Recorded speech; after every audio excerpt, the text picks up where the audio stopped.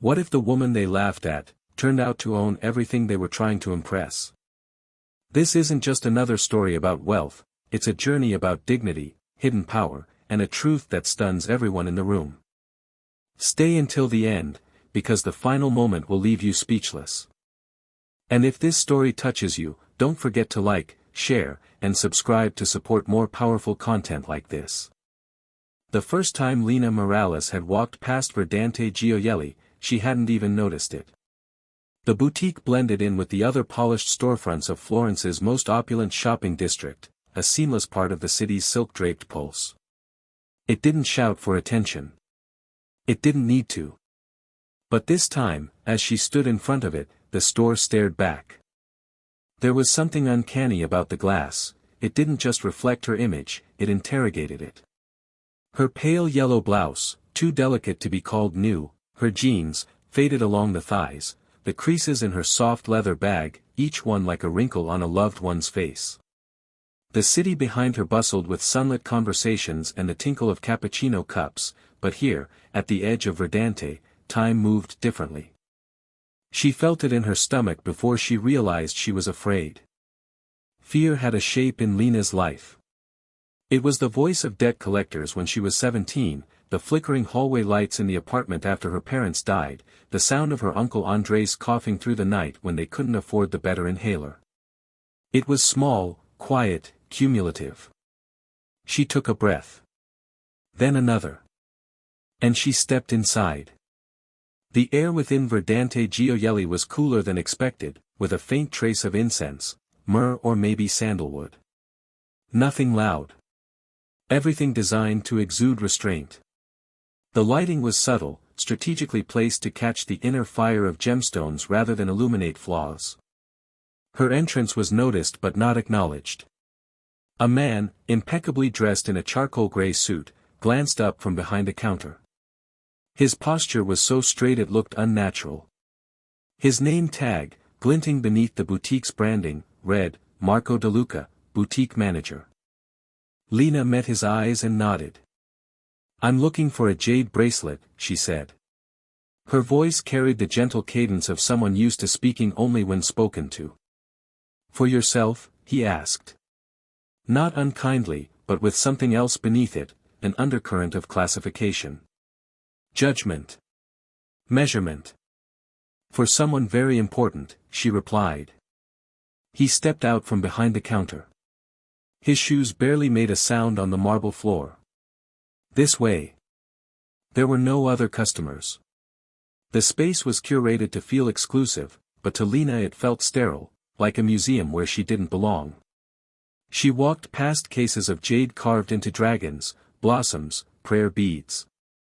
Each one gleamed beneath glass like treasure sealed in ice. Marco led her to a central case, unlocking it with a set of keys attached to a green velvet fob. He retrieved a bracelet and held it between white-gloved fingers. "Imperial jade," he said, as if revealing the name of a deity. "Carved by master artisans in northern Myanmar. The translucence alone places it in the top percentile globally." The piece was exquisite, each bead perfectly round, the green so deep it looked like it could drown the world. It cost more than the last 3 cars Lina had owned, combined. "Do you have anything simpler?" she asked. Marco blinked, his smile still in place but stiffening. "Define simpler." "More intimate," she said carefully. "More humble." He considered her for a long moment. She could feel his eyes scanning her outfit again, his mind filing her away into a category that didn't belong here. "There is a discontinued selection." "Toward the rear," he said. "Follow me." She did. The back corner of the store was dimmer. The lighting here wasn't flattering, but honest. A small case displayed several pieces with slightly cloudier stones, gentler carvings, and no ornate trappings. Just jade, and intention. Lina stepped closer. One bracelet caught her eye. Pale green, with hand-etched olive leaves. The pattern wasn't bold, it whispered. Each curve seemed to carry breath, like wind brushing through a grove at dusk. She thought of Tio Andres. Of how he used to tell her that olive trees didn't just survive storms. They learned from them. She removed a folded sketch from her bag and handed it to Marco. He unfolded it with slight reluctance. "I drew this a few months ago," she said. "It's not perfect. I'm not an artist. But it's what I was hoping to find." He looked at it, then at the bracelet, then at her. "The similarity is interesting," he said. "It's not just the design," she added quietly. "It's the meaning." Marco returned the sketch, and for a moment she thought she saw something shift in his expression. But it was gone before it settled. "That piece is 15,000 euros, he said, already moving toward the register. "We usually reserve it for customers who—" "Who?" she asked. He didn't answer. But he didn't need to. The transaction hung in the air like a test she hadn't studied for. She reached into her bag again, pulling out a small envelope. Inside were carefully organized bills, savings, slowly accumulated over 2 years. Side work, tutoring, cancelled outings, frugal holidays. Every cent chosen with care. She hesitated. Not because she didn't want to spend the money, but because she knew this store, this man, was already questioning whether she belonged here. "I'll need to verify this with our system," Marco said, taking the envelope with the disinterest of someone receiving a water bill. She didn't say anything. But then something changed. The door opened behind her, and a different kind of silence entered the room. The temperature dropped. The scent in the air shifted. Not because someone physically changed it, but because of the energy that now stood just beyond her peripheral vision. Lena turned slightly. 2 women had entered the boutique. One wore a crimson wool coat draped over her shoulders like royalty. The other wore her fame like perfume, recognizable, intoxicating, and impossible to ignore. Valeria Conti. Isla Montgomery. Lena knew them the way people know storms, by the electricity they left in their wake. Marco transformed. His spine straightened. His face softened into a practiced elegance. "Signorina Conti, Miss Montgomery," he beamed, already moving toward them. "Welcome back." They barely glanced at him. Their eyes were on Lena. Valeria tilted her head. "How charming," she said, scanning Lena like she was a misplaced object. "Is it Bring Your Charity to Work Day?" Isla smirked but didn't speak. Lena said nothing. She had no armor for this, no designer labels, no lineage, no curated aloofness. But she had something else. She turned back toward the bracelet. "I'd like to take this one," she said again. "Please." Marco didn't move. "As I said, we require confirmation of." "I understand," she interrupted, her voice quiet but no longer fragile. "But if you're not willing to sell it to me, just say so. Don't pretend it's about process." The words hung in the air, heavier than gold. Marco stared at her, then past her, toward the entrance. And that's when she heard it. Not a sound, but a presence. Like pressure building in the room. Lena turned just in time to see a man step inside. Older. Composed. Dressed not to impress, but to signal, "I am not here to be ignored." He glanced around, eyes sweeping the boutique like a judge before a verdict. They landed on her. And he nodded. It would be hours before she knew his name. Days before she understood what he'd seen in her that no one else did. But in that moment, everything shifted. The quiet heart of Florence had spoken. And it had chosen her. For a brief, trembling second, Lena Morales allowed herself to believe she was safe. There was a calm after the man's voice intervened, Alfredo Johnny, she would later learn, a momentary hush that blanketed the boutique in a strange kind of stillness. Lena stood quietly beside the display case, her fingers brushing the edge of the glass that separated her from the olive-leaf jade bracelet.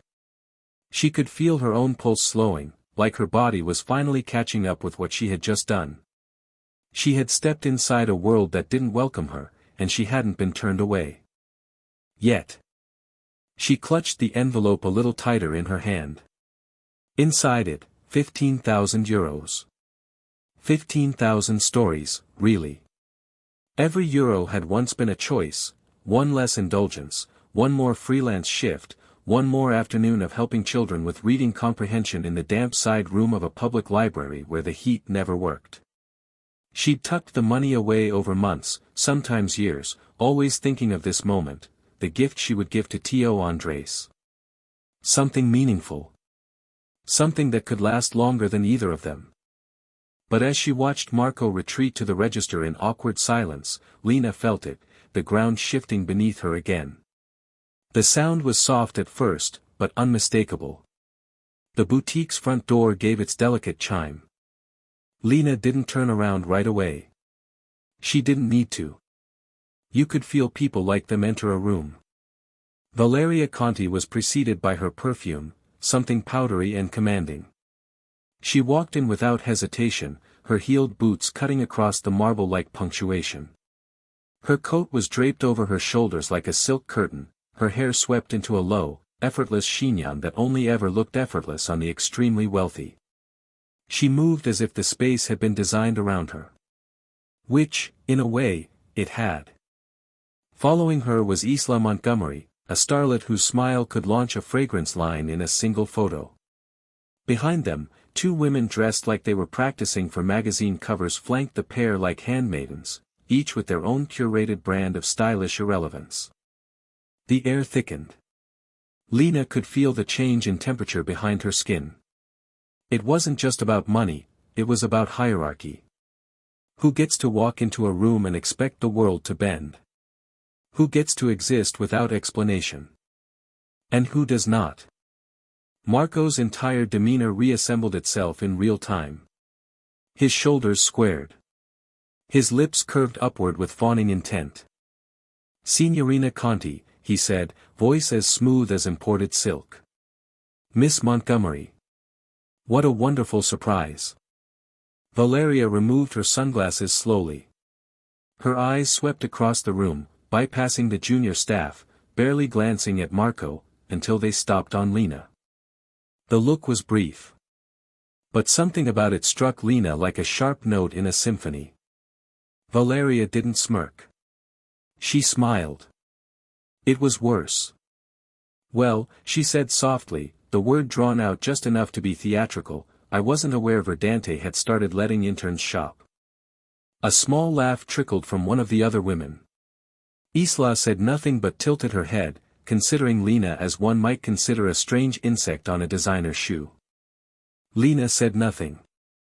Not because she had nothing to say, but because she understood the game. She knew what happened when you gave people like Valeria something to bounce off of. They didn't argue. They performed. Marco cleared his throat. "Miss Morales is here on a personal purchase," he said, tone clipped. "Something from our legacy collection." Valeria raised an eyebrow. "Oh. How quaint." "She's buying a bracelet," Marco added.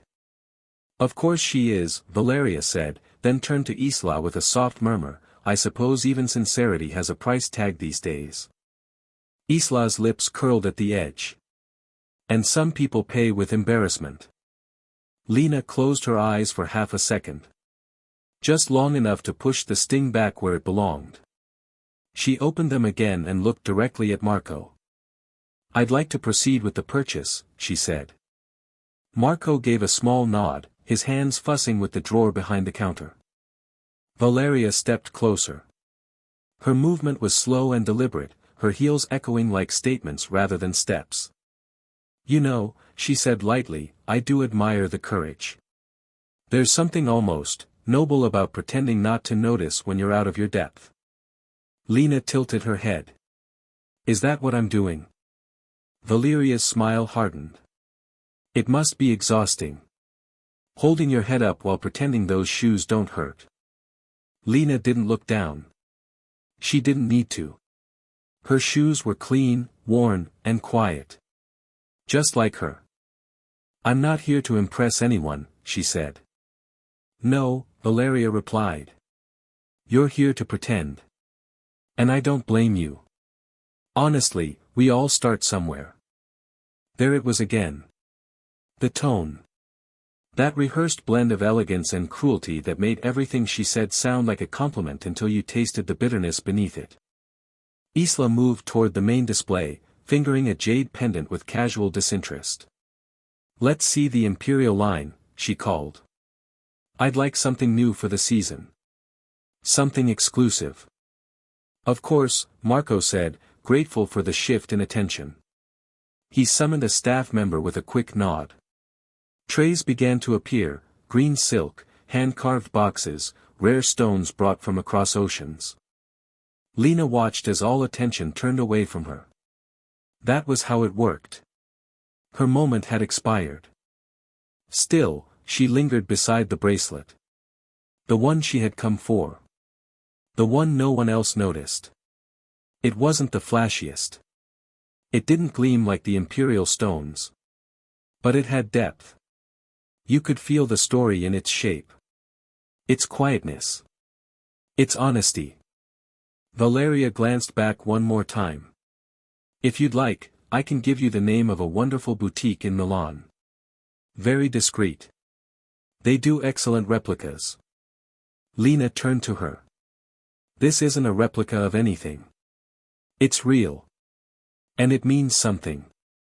Valeria blinked slowly. Everything means something to someone. That doesn't make it valuable.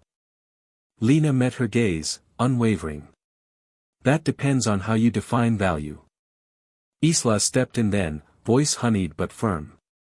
Enough, she said, as if she were issuing a royal pardon. Let her play with the scraps if she wants to. And like that, it was over. The attention receded. The conversation turned. They moved on. But Lena stood taller. Her fingers found the bracelet again, and she let herself imagine it on Tio Andres' wrist, how he would lift it to the light, turn it over, understand it not as a symbol of money but of memory. Of time and care and sacrifice. Marco returned, his expression unreadable. Are you paying cash or card? He asked, as if she hadn't just been paraded through humiliation. Lena held out the envelope. Cash, she said. Count it. He did. Slowly. Silently. The rustle of bills loud in the now recentered quiet. Across the room, Valeria laughed at something Isla whispered in her ear. The kind of laugh that was meant to remind everyone she was untouchable. But Lena wasn't listening anymore. She had chosen. She had paid. She had endured. And what none of them knew, not Marco, not Valeria, not even herself just yet, was that the very next person to walk through those doors would unravel everything they thought they understood about status, control, and power. And when it happened, it would not be loud. It would be precise. And unforgettable. There were moments, Lena had learned, when silence became its own kind of violence. It didn't strike like a slap, didn't scream like an insult. It simply surrounded you, choked the air, and left you alone with the weight of being overlooked. She stood, hands clasped lightly in front of her, while the transaction proceeded with slow, deliberate tension. Marco counted her cash with exaggerated precision, lifting each bill like it might carry disease. The register clicked open, sluggish and mechanical. Across the boutique, Valeria Conti laughed again, something airy and amused, like the sound of polished glass tapping crystal. Lena said nothing. Her throat was dry, but her chest held steady.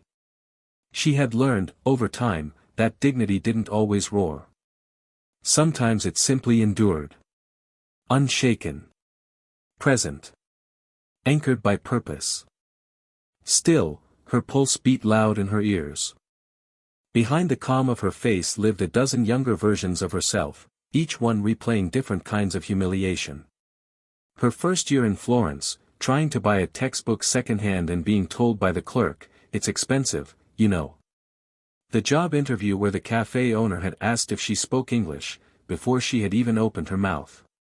The party she'd been invited to, only to be mistaken for catering staff because she wore black flats instead of heels. Every memory folded quietly into this one. But this time, she wasn't retreating. She looked down at the bracelet as Marco finally wrapped it in silk and placed it into a slim velvet box. The olive leaves glimmered under the boutique lights, not with opulence, but with history. It wasn't just jade. It was memory. Earth. Story. Her hand reached out. But Marco held the box just out of reach for a beat too long. He smiled. It didn't reach his eyes. "You're sure, then? This is the one?" Lena met his gaze. "I'm not here to impress you." "No," he said, handing over the box, "you're not." She took it, steady as breath. And yet, even in that quiet victory, the atmosphere twisted again. A second wave of disdain rippled through the boutique, not from Marco this time, but from the small, curated audience that had been watching her all along. She didn't need to look to know that Valeria's group was still there, their conversation orbiting her as if she were a quaint curiosity.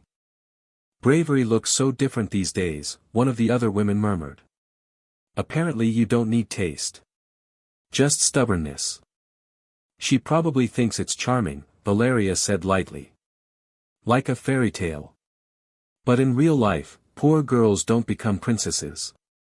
They just embarrass themselves trying." Lena closed her eyes for half a second. Just one breath. One heartbeat. And in that small space, she found something. Not anger. Not pride. Stillness. A kind of strength that didn't need to be validated. She turned slowly, not toward the women, but toward the door. The bracelet box nestled in her hands like a secret. She had what she came for. That was enough. And then a voice rang out, quiet, but with gravity. "I believe a customer should never be made to feel like a trespasser." It wasn't Valeria. It wasn't Marco. It was someone else entirely. A man had entered the boutique without fanfare. He stood near the entrance, his overcoat still dusted with early spring mist, silver hair combed back in careful lines. His eyes, dark and alert, missed nothing. He looked like he belonged anywhere he chose to be, and that he had no need to prove it. The room froze. Marco's spine stiffened. His face shifted from mild superiority to sudden uncertainty. He stepped forward, one hand raised slightly. "Mr. Johnny, I didn't see you come in." The name rang out like a chime of its own. Lena felt her grip tighten slightly on the box. Mr. Alfredo Johnny. She didn't know much about him, only the name. Whispers of his affiliation with the King Corporation, the luxury conglomerate that owns several elite European retail houses, including Verdante Gioielli. He was never in the tabloids. Never in photos. But people in these circles mentioned his name with a careful respect. He walked past Marco without slowing. "I saw enough from the doorway," he said. "Including how you chose to address this young woman." Marco cleared his throat. "There may have been a misunderstanding." Johnny stopped in front of Lena. His tone softened, but his presence didn't. "May I?" he asked, nodding toward the bracelet box. Lena hesitated, then opened the lid.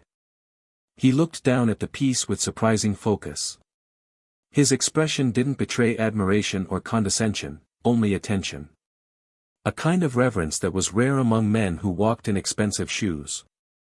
He glanced at her sketch, still tucked in the corner of her bag. "You brought a design." She nodded. It was personal. He studied the bracelet again. Olive leaves. Resilience. A fitting motif. Then he turned to Marco. "She asked for meaning. You offered her hierarchy. That's not the Verdante way." "I was simply protecting the integrity of the brand," Marco said, voice thin now. "No," Johnny replied. "You were protecting your assumptions." The boutique was silent. Lena felt herself holding her breath. She didn't know what was supposed to happen next. She hadn't come for drama. She hadn't come for a rescue. She had come with love, intention, and just enough money to prove it. That should have been enough. But for once, someone in power seemed to agree. Johnny turned back to her. If you'd like to see other pieces within your budget, I'd be happy to assist you myself. Otherwise, I hope you'll accept this bracelet as you intended it, as a gift worth giving. Lena blinked. The clarity in his voice. The lack of spectacle. He wasn't trying to elevate her. He was simply offering her the dignity she had earned. She nodded. I found what I need. Johnny smiled, a flicker only. Then may I walk you to the door? She hesitated. I don't want to cause a scene. You already have, he said gently. Just not the kind you think. And so they walked together, slowly, past the trays of imperial jade, past the shocked staff and unspeaking clients. Even Valeria said nothing, her silence a curtain drawn tightly over an unraveling performance. At the door, Johnny paused. He looked at Lena one last time, then said, true refinement lies in how we treat people when we believe no one's watching. Then he turned and returned inside, his coat catching the breeze like the closing of a chapter. Lena stepped out onto the street. The sun had come out, bright against the Florentine rooftops, as if the city itself were exhaling. She held the bracelet box to her chest. The stillness she carried wasn't just composure anymore. It was power. Quiet, yes. But unmistakable. Florence's light had changed by the time Lena stepped out of Verdante Gioielli. The boutique's doors whispered shut behind her like the final note of a sonata. The sun, once warm and forgiving, had dropped slightly, casting the old city in long, golden shadows that stretched like memories across cobbled stone. But Lena didn't notice the architecture, or the tourists taking photos across the piazza. She felt suspended. Not in relief. Not in triumph. Just suspended, like breath held mid-sentence. The velvet box was warm in her hands, but her fingers trembled slightly as she cradled it. She walked without direction, past storefronts filled with things she'd never desire, past glossy reflections of lives she didn't aspire to emulate. Her mind wasn't on the price she had just paid. It was on her uncle's smile. His hands, thick with calluses from years of carpentry, gentle as they cupped the bracelet. His voice when he'd say, "You always knew how to see people, Mija. Even when the world didn't see you." She found a bench tucked beside a columned cafe, half in shade, and sat down without speaking. Around her, Florence moved with its usual elegance, Vespas gliding past, cafe chairs scraping gently against marble, conversations unfolding in melodic Italian. But her world felt still. Not in mourning. Not in victory. Something in between. She wanted to feel proud. She wanted to breathe in deeply and tell herself that she had held her ground, made her purchase, left with dignity. But what clung to her skin was not pride. It was exhaustion. Not just from today, but from the weight of being resilient for so long that no one ever thought to ask how she was doing beneath the surface. She opened the box again. The jade bracelet glinted under the slanted light. The olive leaves were carved with such restraint, such purpose, they looked like they had always belonged in stone. She traced her finger along the curve of each bead. There was something sacred about its silence. She could still hear Valeria's voice echoing from the boutique, more ghost than memory now. Those words, dismissive, veiled in polished cruelty, had lodged in Lena's chest like a splinter. Not because they were true. But because she had grown tired of always having to prove they weren't. Her stillness wasn't made of passivity. It was armor. She sat there longer than she realized, watching the light change, watching the crowds turn from tourists to locals, day trippers to shopkeepers. Her phone buzzed once in her bag, but she ignored it. The world could wait. For once, she wanted nothing to do with anyone's expectations. But fate, she had learned, rarely asked for permission. A subtle change passed through the square. Not obvious. Not loud. But felt. The cafe chatter softened.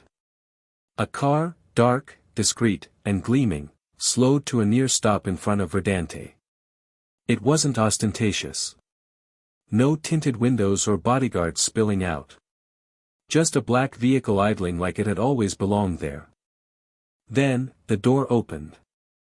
Lena didn't recognize the man at first. Not fully. She saw only his silhouette, backlit by the late sun. Tall. Broad-shouldered. Moving with the quiet confidence of someone who had long since ceased to doubt himself.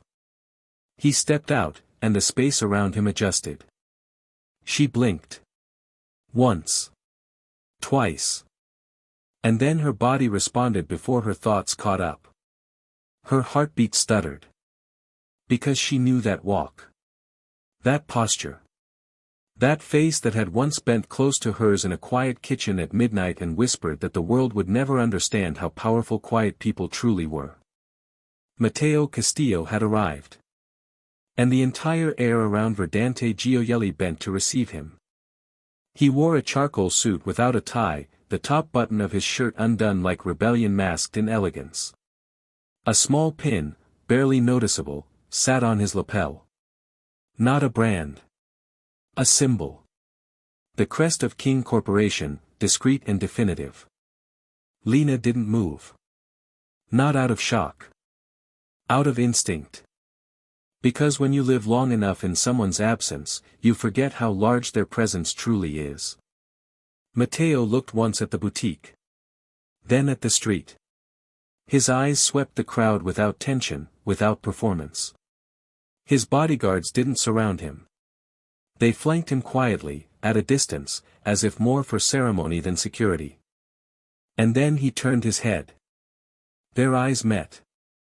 There was no delay in recognition. His jaw tightened slightly, but not in anger. In something softer. Almost reverence. He walked toward her. Each step sounded like it belonged to someone in command, but not someone seeking domination. There was a gentleness to his stride, a measured control that made it clear, this man wasn't chasing anything. He already owned the ground beneath him.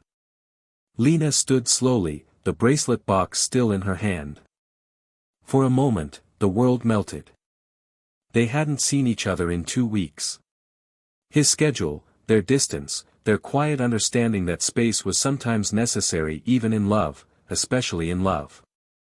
But now, as he stopped in front of her, silence took on a new form. Not judgment. Not pity. Recognition.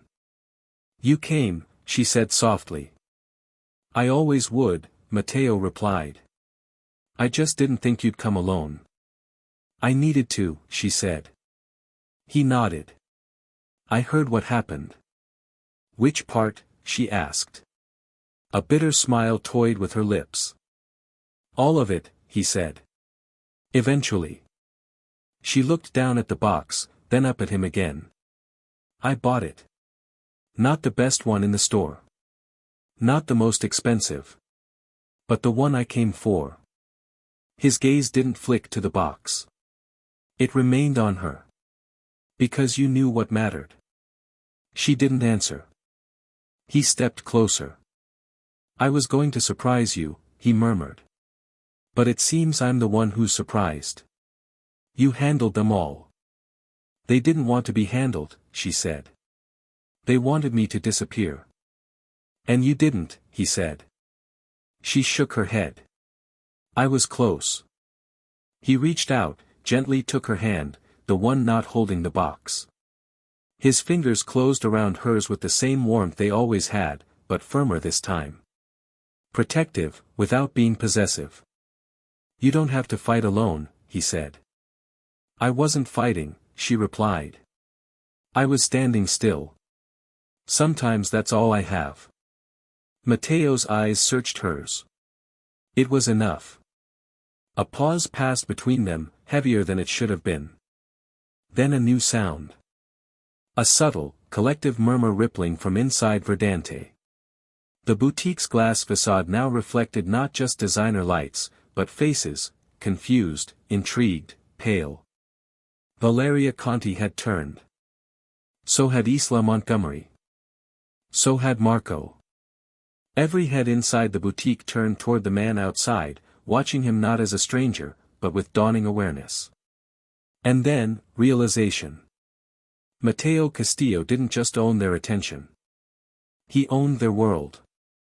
And he was standing next to Lena Morales, holding her hand, looking at her like she was the only thing that mattered in a city built on beauty. He didn't look at the boutique. Not yet. But when he did, when he finally turned his body toward the store, slowly, deliberately, the effect was seismic. The boutique's interior shifted as if on cue. Marco disappeared from view. Lena felt it, deep in her chest. The power dynamics had inverted. Not with shouts. Not with vengeance. But with stillness. With truth. Matteo glanced down at her one last time. "Shall we?" She nodded. And together, they walked back toward Verdante, not with fury, not with spectacle, but with grace wrapped in quiet thunder. The storm had arrived. And it didn't need to raise its voice. When Lena stepped back through the doors of Verdante Gioielli, she no longer did so as an intruder. She walked as someone who had already earned her place, whether the room acknowledged it or not. Matteo was beside her, but he didn't lead. He didn't speak for her. He simply walked with her. And perhaps that, more than anything else, revealed the depth of who he was, not just to the staff, not just to the onlookers still frozen in awkward silence, but to Lena herself. Inside, time didn't move. Valeria Conti was still mid-pose near the center display, a jade cuff draped across her wrist as if trying to reclaim attention. Isla stood close behind her, her features caught somewhere between polite curiosity and the dawning dread of recognition. Marco, who had once been so eager to dismiss, to diminish, stood stiffly near the register, color rising in his face. Lena felt every pair of eyes on her. Not in the way they had looked at her before. Not as if she were invisible or a mistake. This was different. This was the silence before a truth drops. Matteo stopped just short of the main floor. His voice, when it came, was quiet. Controlled. But it filled the room with more authority than if he'd shouted. "I came here today to meet my wife." The words didn't echo. They didn't need to. The silence that followed was enough. Lena didn't flinch, didn't step behind him or take cover beneath his title. She stayed exactly where she was. Present. Still. Everything about her had always been quiet, but in that moment, her presence roared. Matteo let the pause stretch just long enough. Then he looked at Marco. "I understand you had an opinion about who was worthy to shop here." Marco opened his mouth, then closed it. His throat bobbed in a dry swallow. "Mr. Castillo," he began, "if I had known." "But you didn't," Matteo cut in, gently. "And that's the point." He turned, not to scold, not to threaten, but to clarify. Verdante Gioielli is not a temple for ego. It's a house of craft, of heritage. My family invested in this place not for exclusivity, but for legacy. Jade has meaning. History. And you treated it, and her, like a costume for performance. Marco's hands twitched by his sides. "I was simply following our clientele protocols." "No," Matteo said again, this time lower. "You were following prejudice." Lena didn't need to say anything. She didn't want to. She had already fought her battle. This was justice, yes. But it wasn't revenge. It was balance being restored. Alfredo Johnny appeared quietly from the back office, his presence as composed as ever. He said nothing, only nodded once toward Matteo. It was all that was needed. The transfer of decision-making. The final unspoken confirmation that Marco's time in that store was finished. Matteo turned his attention back to Lena. She could have left, he said to the room, but his eyes never left hers. She could have walked out when you humiliated her. But she stayed. Because she came for something that mattered more than appearances. Valeria crossed her arms, her expression brittle. Didn't realize you married humility, she muttered under her breath. Lena heard it. So did Matteo. He didn't respond. He didn't have to. Johnny stepped forward then, the quiet conductor of the store's unraveling drama. Marco, he said. You'll leave your key with the front desk. You're no longer required here. There was no shouting. No dramatics. Just consequence. Marco stiffened, opened his mouth as if to protest, but nothing came out.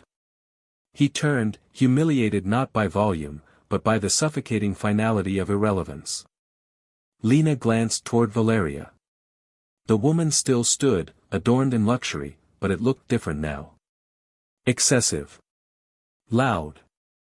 Somehow desperate. You don't belong here, Valeria said under her breath, clinging to one final act of superiority. No, Lena said calmly. I just belong.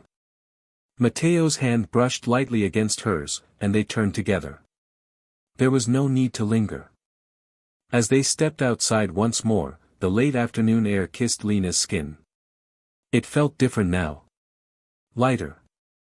As if Florence itself had shifted. They walked in silence for a while, weaving through narrow alleys where ancient stone met soft light. Neither spoke, because what was there to say that hadn't already been declared by the way they had carried themselves? It wasn't until they reached the small arched bridge that Matteo finally spoke. You didn't need me, he said.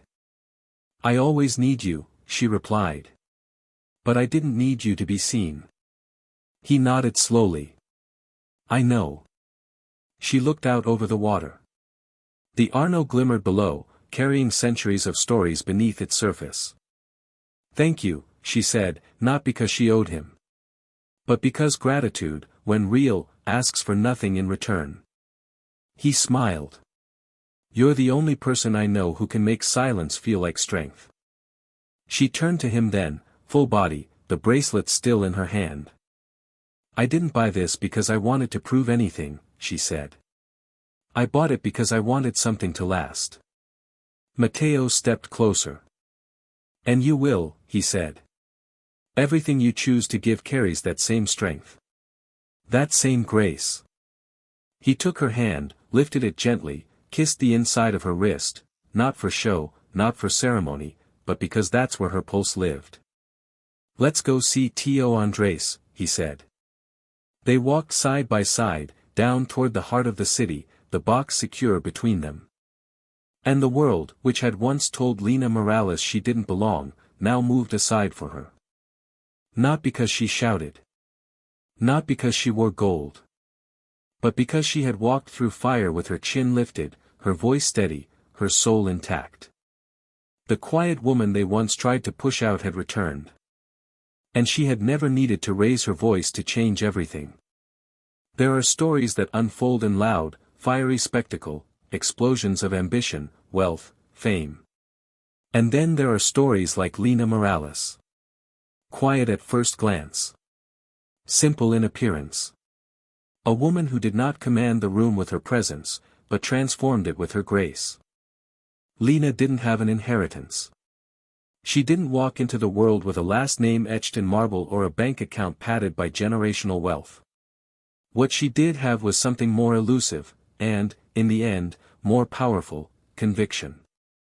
Her story began not with a chase for status, but with love. The kind of love forged in the quiet moments of struggle, between a girl and the uncle who raised her after life took away more than it gave. Tio Andres had given Lena more than shelter. He had given her dignity. Structure. The belief that even in poverty, there could be elegance, that even in silence, there could be power. So when Lena set out to buy him a gift for his 70th birthday, it was never about price. It was about legacy. About honoring the man who had taught her that value was never written on a receipt, but embedded in the thought behind a gesture. She stepped into Verdante Gioielli, a temple of jade, status, and unspoken rules, and was immediately out of place. The boutique wasn't designed for people like her. It was curated to host whispers of old money, to reflect perfection in mirrors too polished for fingerprints. From the moment Lena crossed the threshold, she was measured, judged, and, without a word spoken, dismissed. But Lena didn't back away. She stood still. Her appearance was unassuming. Her outfit said, practical, not prestige. But her intention was unshakable. She had come not to buy validation, but to purchase meaning. And in that single, stubborn act, of showing up anyway, of choosing to stay in the face of subtle cruelty, she began to rewrite the rules of the room. The insults came in designer heels and velvet sarcasm. Valeria Conti, the socialite darling of Tuscany, had mocked Lena with a polished blade. Isla Montgomery, a celebrity sculpted in press and plastic, had treated her like an interruption rather than a human being. They didn't raise their voices, but their contempt was thunderous. Still, Lena didn't raise hers. Instead, she asked to see the bracelet she dreamed of. Pale green jade, etched with olive leaves, a piece that mirrored the stories her uncle used to tell about resilience and trees that grow their roots deeper when tested by drought. The staff laughed under their breath. The manager, Marco, tried to humiliate her into leaving. And just when the weight of being invisible threatened to crush her, Lena stood taller, not louder, but firmer. She paid. She walked out with the bracelet. And in doing so, she cracked the surface of a world that had spent generations convincing itself that class could only wear silk. But the storm hadn't come yet. The storm arrived on 2 feet and a calm voice, Matteo Castillo, Lena's husband, though no one in that boutique had known it until he walked through the door. He didn't arrive in anger. He didn't make a scene. He simply existed with the kind of quiet intensity that can't be purchased. And when he looked at Lena, not as a stranger, but as his equal, his partner, his wife, the entire room recalibrated. Matteo owned the boutique. Owned the building. Owned the legacy they all thought she couldn't afford to breathe near. And with one sentence, "I came here to meet my wife," he redefined the narrative they had tried to trap her inside. Marco was removed. Valeria's scorn curdled into silence. And Lena? She walked out with her head high, not because her husband had saved her, but because she had already saved herself. Matteo hadn't restored her dignity. He had simply made it impossible for anyone else to deny it. Because the truth is this, Lena's power was never dependent on who she was married to. It wasn't rooted in title or influence. It lived in the choice she made to believe in her own worth long before anyone else did. She never shouted. She never sought revenge. She walked into a place that tried to diminish her and left it changed. Not because she demanded recognition. But because she moved through the world with the kind of stillness that unsettles those addicted to noise. This is what strength looks like when it wears humility instead of armor. This is what resilience looks like when it is carved into someone's soul, not their resume. And this is why Lena's story isn't just a story. It's a lesson. A mirror. A call to remember that power is not always loud, that truth doesn't require applause, and that grace, when held without bitterness, can dismantle systems of cruelty more effectively than rage ever could. So what do we learn from her? We learn that self-worth is not contingent on how the world perceives us. It's carved from how we perceive ourselves in the quiet spaces where no one is watching. We learn that love, true love, is not about rescuing, but about walking beside someone and giving them room to be everything they already are. We learn that silence, when it comes from clarity instead of fear, can be more commanding than any speech. And most of all, we learn that belonging isn't granted by the world. It's claimed by those brave enough to know they've earned it. Lena's story challenges all of us to ask. Where do we still seek permission to exist? Where do we let the judgments of others shape the limits of our confidence? And more importantly, how many times have we played the role of Marco, or Valeria, or Isla, dismissing someone based on appearances, when beneath that surface lived a heart greater than ours? Lena reminds us that our quiet moments matter. That standing still in the face of judgment can be an act of quiet revolution. And that sometimes the strongest people in the room are the ones you don't notice, until it's too late to ignore them. If this story stirred something in you, if it reminded you of your own battles with silence, with being underestimated, with walking into rooms that were never built for you, then hold on to that feeling. Let it anchor you. Let it remind you that you don't need to shout to change the world. You just have to know who you are. And live like that truth cannot be taken from you. Thank you for staying until the end of Lena's story. If this journey moved you, if it made you feel seen or inspired in any way, please consider subscribing to the channel. Your support is what gives us the fuel to keep creating stories like this, stories of courage, transformation, and the quiet power hidden inside ordinary lives. Hit the subscribe button, leave a comment sharing what part of Lena's story resonated most with you, and share this video with someone who needs to be reminded of their own quiet strength. We'll see you in the next story. Until then, stay grounded, stay kind, and never forget. You don't need to be loud to be powerful. You just need to be true.